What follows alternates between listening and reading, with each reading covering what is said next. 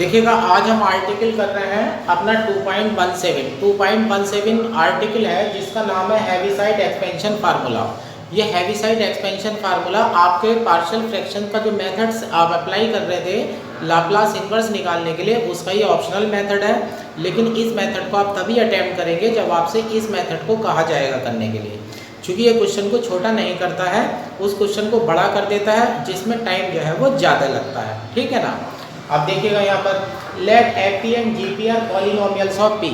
आपके पास दो पॉलिनोमियल है पी के, एक का रिप्रेजेंटेशन एफ ऑफ पी से दे रहे हैं, दूसरे का रिप्रेजेंटेशन जी पी से दे रहे हैं। The degree of F P less than degree of G P. और दूसरी शर्त है कि एफ पी की डिग्री जो है वो जी पी की डिग्री से छोटी होनी चाहिए, जो कि पार्शियल फ्रैक्शन का भी रूल होता है। एंड एक G P equal to P minus alpha one P minus alpha two dot dot P minus alpha N. देखिएगा जीपी को p minus alpha one P minus alpha two dot dot P minus alpha N की terms में खोला गया है।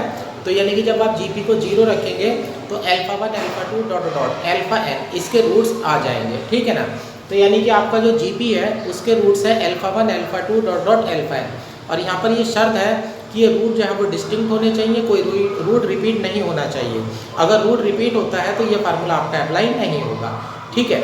यानी कि कहने का मतलब ये है, आप ये कह सकते हैं कि जिस तरह से पार्शियल फ्रैक्शन में हम शॉर्टकट मेथड अप्लाई कर सकते हैं वो तभी अप्लाई होता है जब रूट रिपीट नहीं होता है। तो यहाँ पर वही मेथड जो है आप हैवीसाइड एक्सपेंशन फार्मूले से भी कर सकते हैं। आप देखिएगा एल इनवर्स का आगे F of P upon G of P है। पार्शियल फ्रैक्शन का रूल होता है कि डिनोमिनेटर की जो डिग्री है वो नोमिनेटर से बड़ी होनी चाहिए। ये रूल ऊपर लिखा हुआ है। और देखिएगा रूट्स हैं आपके alpha one alpha two dot dot alpha N. अब देखिएगा function of alpha one upon G dash alpha one E to the power alpha one T.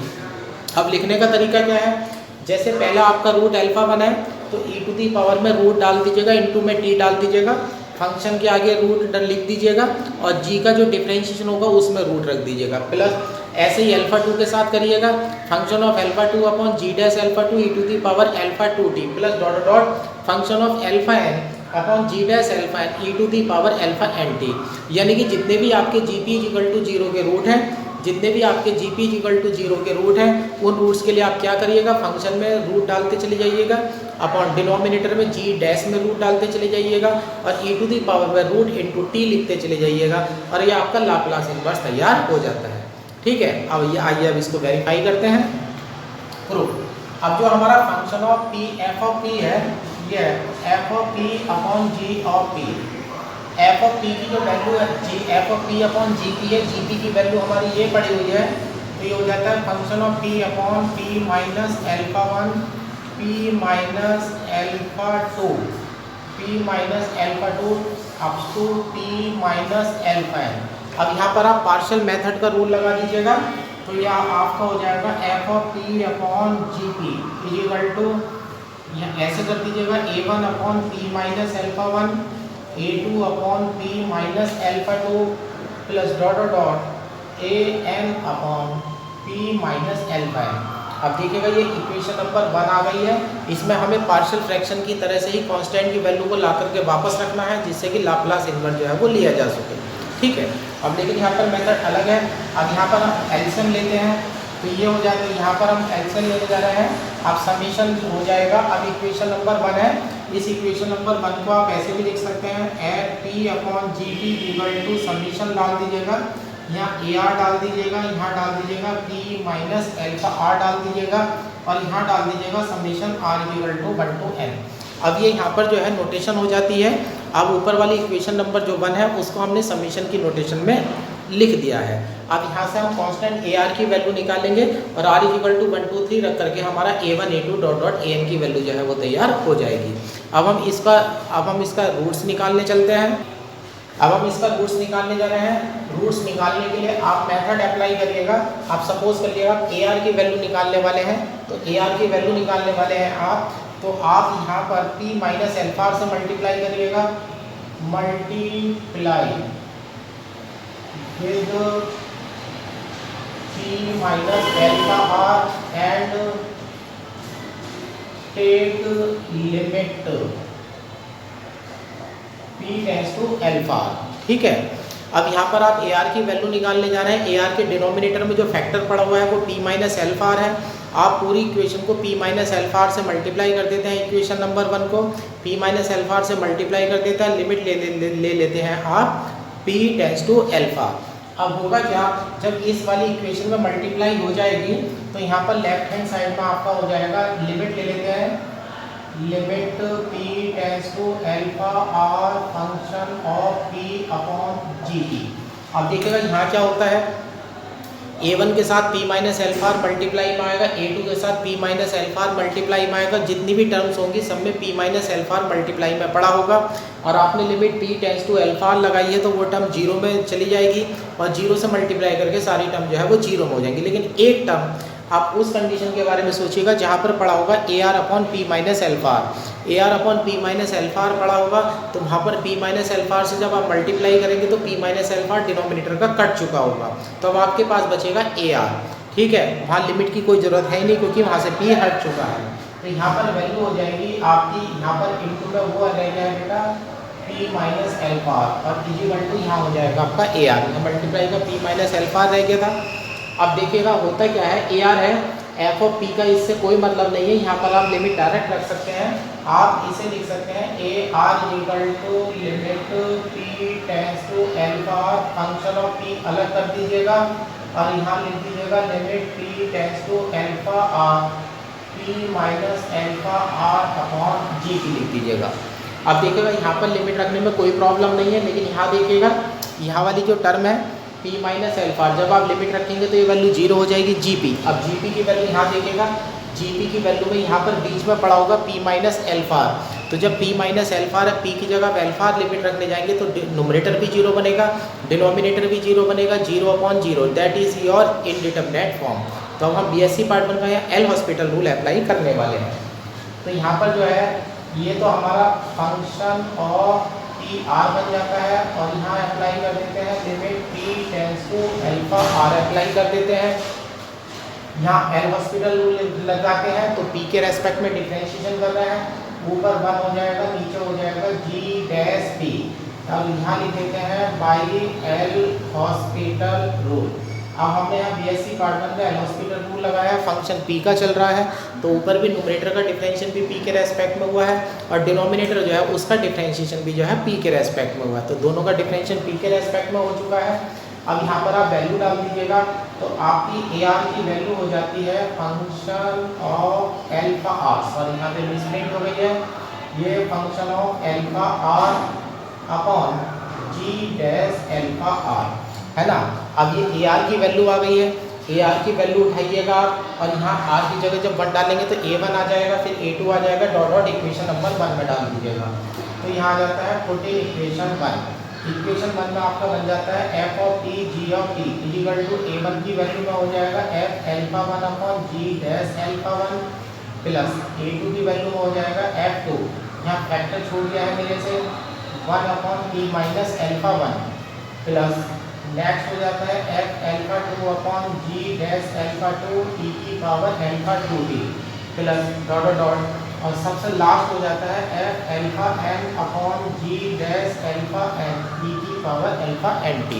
अब ये हमारी वैल्यू आ जाती है, ये सेकंड लास्ट लाइन है। अब लास्ट लाइन लेने चलते हैं, अब हम यहाँ एल इनवर्स लेने जा रहे हैं। अब यहाँ पर हम एल इनवर्स अप्लाई कर देते हैं, L inverse function of p upon G P, यहाँ पर एल इनवर्स ले लीजिएगा। ये तो आपको कांस्टेंट टर्म है 1 अपॉन पी माइनस एल्फा 1 है, इसका एल इनवर्स जब आप लेंगे तो e to the power alpha 1t हो जाएगा। तो आपका रिजल्ट तैयार होना शुरू हो जाता है, function of alpha 1 G dash alpha 1 e की power alpha 1t function of alpha 2 upon G dash alpha 2 e की power alpha 2t plus dot dot function of alpha n upon G dash alpha n e की power alpha nt। और इस तरह से आपका answer जो है वो तैयार हो जाता है। अब देखिएगा मैं एक्सरसाइज 2 ही दे रहे हैं, क्वेश्चन कोई सा भी कर लीजिएगा, सभी क्वेश्चन करने का कोई तरीका नहीं है, सिर्फ एक ही तरीके से सारे क्वेश्चन आपके हो जाएंगे, कोई आपको डिफरेंट तरीका नहीं मिलेगा। ठीक है, अब एक्सरसाइज 2 एक बार मैं क्वेश्चन उठाता हूँ, क्वेश्चन नंबर 2, इसमें है L inverse 3p plus 1 upon p minus 1 p square plus 1। ठीक है, अब आप ये देख ही चुके हैं जब पहले हमने इस क्वेश्चन को करा था तो हमने लाप्लास इन्वर्स को निकालने के लिए पार्शियल फ्रैक्शन का यूज़ करा था। यहाँ भी अगर पार्शियल फ्रैक्शन आप करते हैं तो आपका आंसर बहुत जल्दी हो जाता है। लेकिन अब हैवी साइड से करने सीखने जा रहे हैं। अब हम हैवी साइड, हमारे पास फार्मूले में एल इन्वर्स के आगे F of P upon G P था। न्यूमरेटर को आप एफ ऑफ पी डालिएगा और डिनोमिनेटर को आप जी पी ले लीजिएगा, लेट कर लीजिएगा। अब लेट हो जाता है एफ पी इक्वल टू हो जाता है 3p + 1 हो जाता है और gp की वैल्यू बन जाती है p - 1 × p² + 1। अब यहाँ पर डिफरेंशिएशन कर दीजिएगा, differentiation with respect to p, तो यहाँ g' इक्वल टू हो जाता है p - 1, यहाँ डिफरेंशिएशन करके 2p हो जाता है प्लस p² + 1, इसका डिफरेंशिएशन 1 हो जाता है, तो ये हो जाता है 2p² - 2p + p² + 1। तो आपकी g' की वैल्यू बन जाती है 3p² - 2p + 1। ये आपका g' आ चुका है। क्योंकि जब आप हैवीसाइड का फार्मूला लगाने जाएंगे तो उसमें डिनोमिनेटर में g' में वैल्यू डालनी पड़ेगी आपको रूट्स की, तो इसलिए मैंने g' तैयार कर लिया है। अब अगला काम है हमारा रूट्स लेना, gp के रूट लेना। gp को = में 0 डालिएगा। फॉर रूट्स ऑफ gp = 0 उठा लीजिएगा इसे, p - 1 p² + 1 = 0, p = 1 मिलेगा और यहाँ से मिलेगा ± i।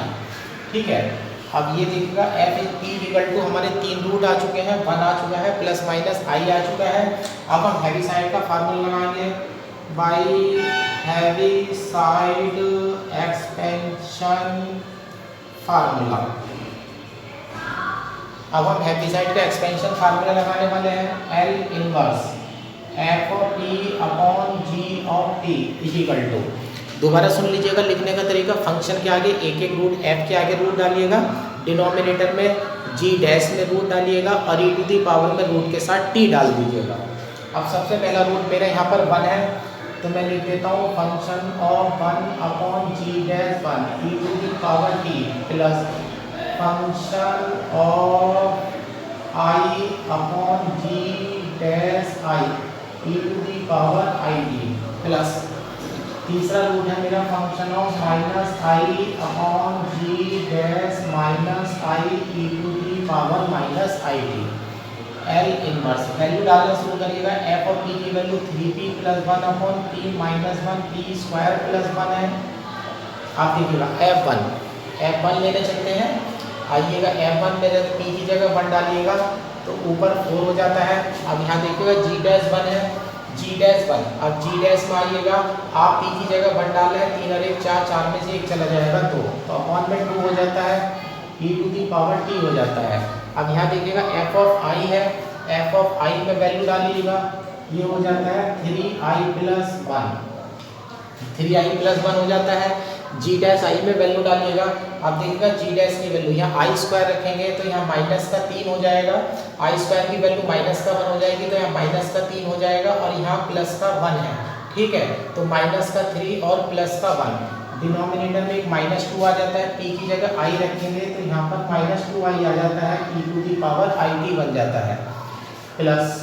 अब देखिएगा f' के आगे -i पड़ा हुआ है, f के आगे -i पड़ा हुआ है, फंक्शन ऑफ p में जाकर के -i डालिएगा तो ये हो जाता है 1 - 3i हो जाता है।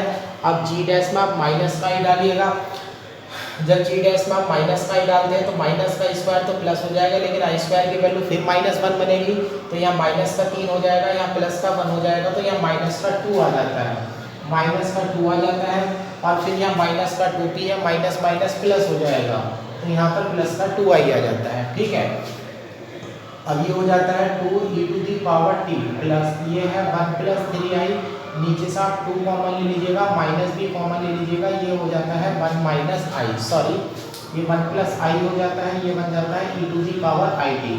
यहाँ पर +1 - 3i है, डिनोमिनेटर में इसके साथ भी ऐसे करिएगा, -2 कॉमन ले लीजिएगा तो ये 1 - i हो जाता है e⁻it, मैं e⁻it छूट गया था। अब आप अपना कॉम्प्लेक्स का रूल लगाइए, 11वीं क्लास का कॉम्प्लेक्स कभी वैल्यू डिनोमिनेटर में नहीं छोड़ी जाती है। कॉम्प्लेक्स को सॉल्व करने का रूल होता है कि जो भी आपका डिनोमिनेटर है उसका कॉम्प्लेक्स कॉन्जुगेट आप मल्टीप्लाई में डाल दीजिएगा। तो ये वाली टर्म तो हमारी बिल्कुल सही है। 2e पावर t माइनस यहाँ 1 प्लस 3i हो जाता है, इंटू में 1 माइनस i हो जाता है 2, यहाँ a square plus b square लग जाता है 1 plus 1, e power i t हो जाता है माइनस, यहाँ हो जाता है 1 minus 3i into 1 plus i upon 2, ये हो जाता है 1 plus 1, a square plus b square बन जाता है, तो वैल्यू बन जाती है e पावर माइनस का i t। तो अब आपकी वैल्यू हो जाती है 2e पावर t माइनस 1/4 हो जाता है।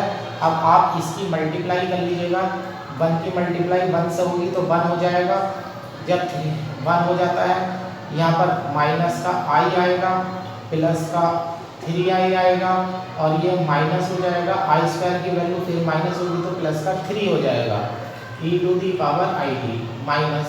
अब नीचे फिर डिनोमिनेटर में 1/4 हो जाता है, ऊपर फिर मल्टीप्लाई करिएगा 1 प्लस i आएगा माइनस का 3i आएगा और माइनस माइनस फिर प्लस हो जाएंगे आपके, तो यहाँ पर 3 बन जाएगा e power minus i t हो जाएगा। 2e पावर t माइनस, देखिएगा 3 और 1 यहाँ 4 हो गए हैं और यहाँ बना हुआ है माइनस का 2i, तो आप यहाँ से 2 कॉमन ले लीजिएगा तो 1/2 बचता है और यहाँ बच जाता है आपका 2 plus i e power i t। उसी तरह से माइनस यहाँ देखिएगा 3 और 1 4 का 2 बाहर ले लेते हैं तो 1/2 हो जाता है, यहाँ बच जाता है 2 और minus i e power minus का i t।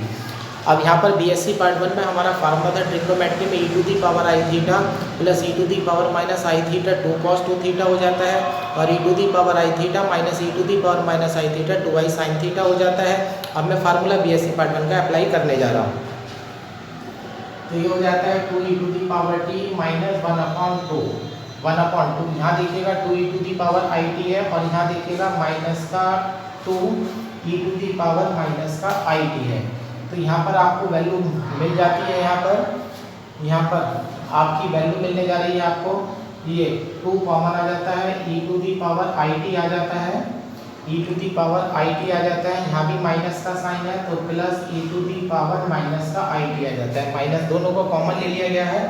अब यहाँ देखिएगा यहाँ पर माइनस का i है, यहाँ पर माइनस माइनस प्लस i है, तो ये माइनस का i कॉमन ले लेते हैं, यहाँ हो जाता है e power i t minus e power minus i t हो जाता है, ये हो जाता है 2e पावर t माइनस 1/2, ये 2 cos t है आपका, तो यहाँ पर 4 cos t बन जाता है माइनस यहाँ पर i और ये वाला फार्मूला आपका बीएससी पार्ट 1 से 2i sin t बन जाता है, तो ये हो जाता है 2e पावर t माइनस 1/2, ये 2 भी हम बाहर ले लेते हैं, ये हो जाता है माइनस, ये हो जाता है 2 cos t बन जाता है माइनस माइनस i स्क्वायर की वैल्यू प्लस 1 बन जाती है, 2 बाहर जा चुका है तो ये बन जाता है sin t।